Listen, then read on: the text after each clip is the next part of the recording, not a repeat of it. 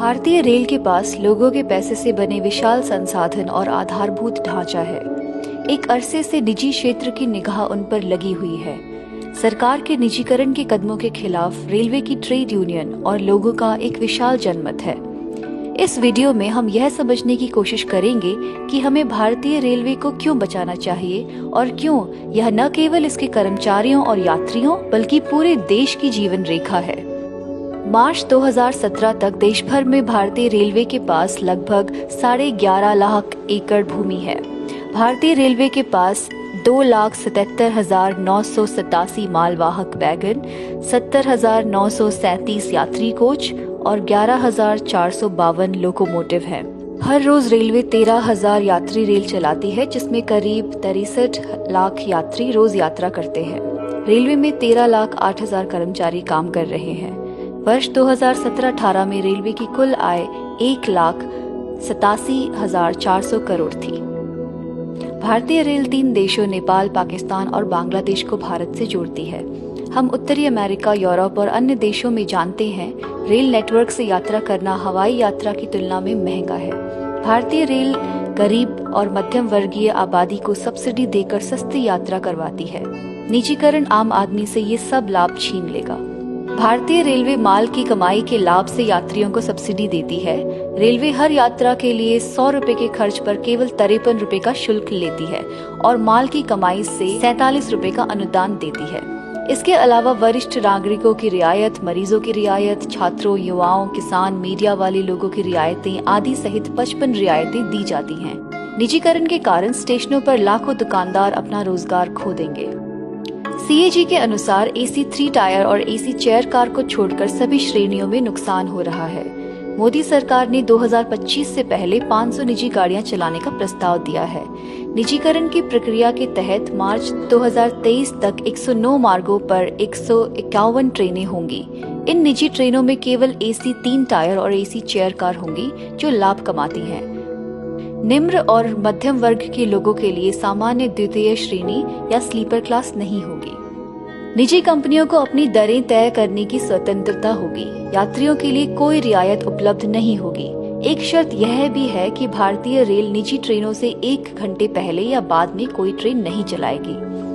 हालांकि वे घोषणा करते हैं कि निजी ट्रेनें 160 किलोमीटर प्रति घंटा की रफ्तार से चलेंगी, पर समय सारणी में उनके पास केवल 50 से 80 किलोमीटर प्रति घंटे की रफ्तार से चलने का समय है और ये भी सभी लाभ कमाने वाले मार्ग होंगे। रेलवे केवल घाटे के मार्गों पर चलेगी। सारा लाभ निजी क्षेत्र को जाएगा और भारतीय रेलवे को सारा नुकसान।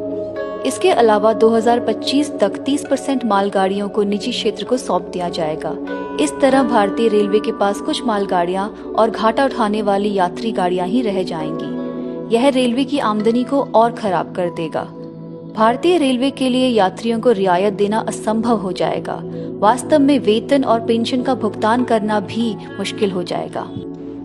वर्तमान में 500 यात्री ट्रेनों को एक्सप्रेस ट्रेनों में परिवर्तित किया गया है, जिससे ग्रामीण लोगों का व्यवसाय, रोजगार और पढ़ाई के लिए कस्बों शहरों तक पहुंचना मुश्किल हो गया है। सरकार 2025 तक 30% रेलवे स्टेशनों का निजीकरण करना चाहती है। वर्तमान में मालगाड़ियों की औसत गति 25 किलोमीटर प्रति घंटा है और यात्री ट्रेनों की औसत गति 50 किलोमीटर प्रति घंटा है।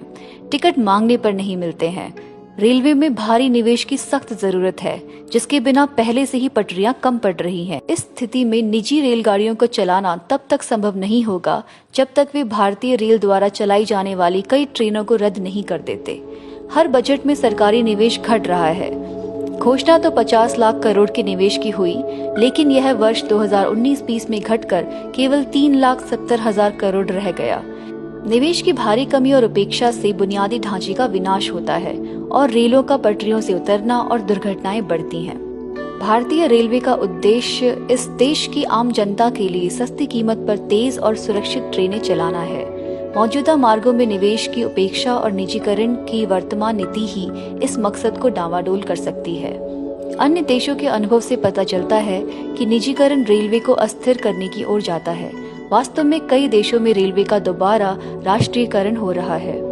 भारतीय रेलवे में 2.4 लाख SC कर्मचारियों और 1 लाख ST कर्मचारियों के साथ 12.2 लाख स्थायी कर्मचारी काम करते हैं। यदि निजीकरण किया जाता है तो ये स्थायी रोजगार के अवसर और सामाजिक न्याय बुरी तरह से प्रभावित होंगे। पहले से ही निजीकरण के दबाव में रेलवे ने 3 लाख रिक्तियों का 50% समर्पण किया है, यानी 1.5 लाख नौकरियां खत्म कर दी हैं। इसने 1.3 लाख उम्मीदवारों की भर्ती प्रक्रिया को भी रोक दिया है। इसने कर्मचारियों और पेंशन भोगियों के लिए महंगाई भत्ते को स्थिर करने का निर्णय लिया है। प्रोत्साहन बोनस और रनिंग अलाउंस में कटौती के अलावा यात्रा भत्ता में 50% की कटौती भी कर दी है। निजीकरण से कर्मचारियों के वेतन और पेंशन पर भी असर पड़ेगा। जिस तरह से BSNL और एयर इंडिया प्रभावित हुए, उसी तरह निजीकरण रेलवे को भी उजाड़ देगा। देश के हित में आम लोगों, कर्मचारियों और मजदूरों को रेलवे के विनाश के खिलाफ लड़ाई में एकजुट होना होगा।